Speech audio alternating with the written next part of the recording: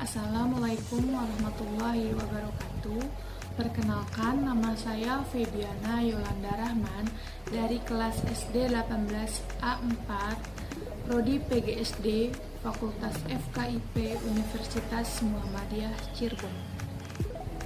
Di sini saya akan menjelaskan materi bahasa Indonesia tentang gagasan pokok dan gagasan pendukung.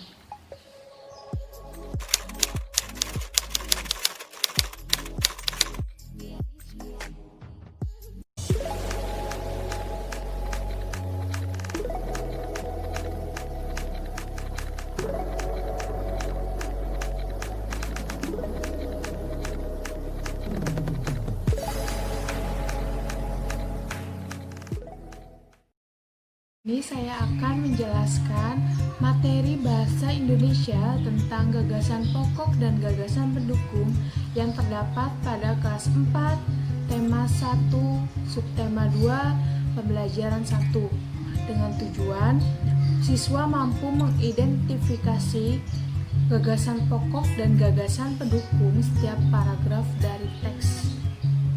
Kita mulai saja. Gagasan pokok adalah gagasan yang menjadi inti dari suatu pembahasan atau paragraf. Gagasan pokok itu terdapat di awal paragraf, di akhir paragraf, atau di awal dari akhir paragraf. Jika gagasan pokok yang berada di awal paragraf itu dinamakan paragraf deduktif. Jika gagasan pokoknya berada di akhir paragraf dinamakan paragraf induktif. Dan jika gagasan pokoknya itu terdapat di awal dan di akhir paragraf dinamakan paragraf campuran. Kita ingin menentukan gagasan pokok dari setiap paragraf, kita harus mencermati terlebih dahulu paragraf yang ingin kita cari gagasan pokoknya. Setelah itu kita cari kalimat utamanya, karena gagasan pokok itu terdapat di kalimat utama. Ciri-ciri dari gagasan pokok yaitu biasanya terletak di awal paragraf, di akhir paragraf, atau di awal dan di akhir paragraf. Bersifat lebih umum dari kalimat lainnya dan dapat berdiri sendiri jika kalimat lainnya itu dihilangkan. Nah, sekarang kita akan membahas tentang gagasan pendukung. Gagasan pendukung adalah uraian atau tambahan informasi dari gagasan pokok. Biasanya gagasan pendukung ini dinyatakan lebih dari satu kalimat.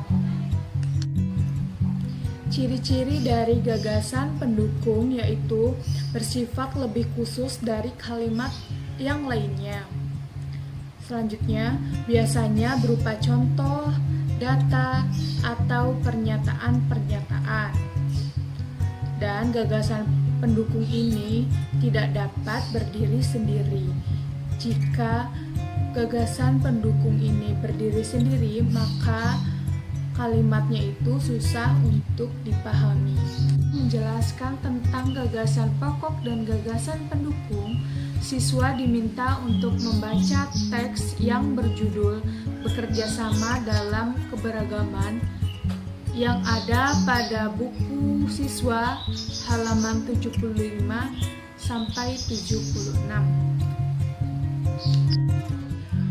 Setelah siswa membaca buku halaman 75 sampai 76, guru meminta siswa untuk mencari gagasan pokok dan gagasan pendukung dari setiap paragraf yang ada, yang berguna untuk mengukur sejauh mana pemahaman siswa tentang gagasan pokok dan gagasan pendukung.